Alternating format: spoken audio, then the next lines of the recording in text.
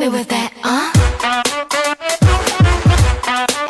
等不到一個人影，發東發西，殊途同歸，我要發動，為有冇有？演唱會緊急叫停，暗藏套路，Kolor澳門演出取消，究竟是不可抗力，還是精明營銷？香港女團 Kolor 原定攜手泰國女團4億登陸澳門開唱，被視作出海突破的關鍵舞台。粉絲早早預訂酒店船票守候，主辦方卻突然以不可抗力為由宣布取消，僅退還票款，粉絲無法退改的行程損失無人賠付。不少人猜測是安保事件受限，但澳門同期泰星大型演唱會照常舉辦，該說法不攻自破。網傳門票售罄，實為票源積壓在黃牛手中，主辦方預判虧損，果斷停演止損。更巧妙的是，經紀公司營銷佈局，靠着出海受挫，塑造悲情人設，激發粉絲保護欲，穩固本土粉絲群體。演出雖黃熱度與粉絲粘性雙雙提升，資本體面退場，只剩粉絲獨自承擔損失，飯圈套路盡顯現實。香港第一女團 Kolor 早前宣布和泰國女團4葉合作，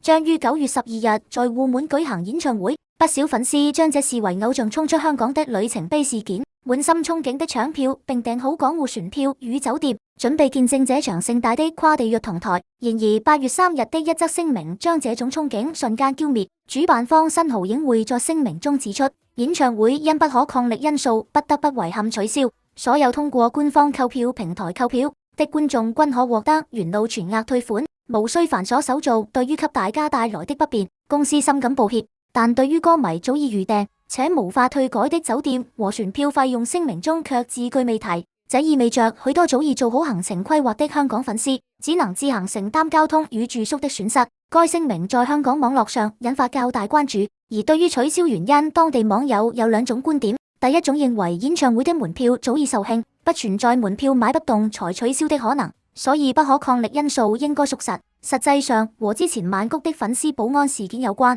主辦方對有泰星參與的演唱會有所顧忌。第二種則認為所謂的門票售罄背後水分極大，不少拼盤演唱會或聯程演出看似秒空，實則是大量門票砸在主辦方與黃牛手中尚未脫手，終端市場銷售遇冷。本次演唱會主辦方預計到大概率虧損，才選擇以不可抗力因素取消。這樣一來，既能合法退票，免除對歌迷的賠償責任，又能順利轉移粉絲怒火。事實上，將本次取消和曼谷粉絲保安事件關聯，並得出不可抗力因素屬實的結論，是完全錯誤的。原因很簡單，另一場重量級的泰星盛事，雲集14位泰國人氣偶像的 GMMTV Fan Fest 2026 in Macau 將在澳門威尼斯人綜藝館如期舉行。如果該結論成立，就不會只針對這一場演出產生影響，更何況那場規模更大，還有 GMMTV 元素。因此，所謂的不可抗力因素，大概率只是主辦方在面臨商業困局時，為了體面收場而戴上的白手套。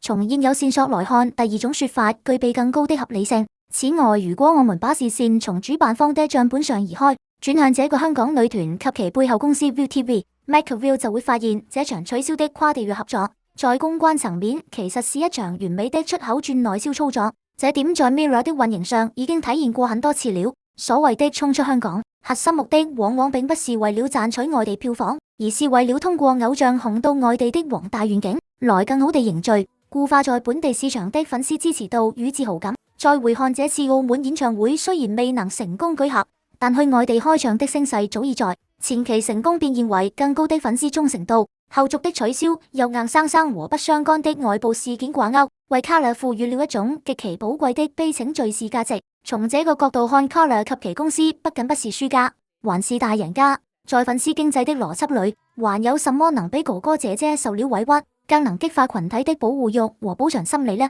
在後續的本地唱片周邊或代言中，他們大概會投入更多的真金白銀。資本在幕後體面退場，韭菜在台前感動自我。演藝圈最荒誕也最真實的商業閉環莫過於此。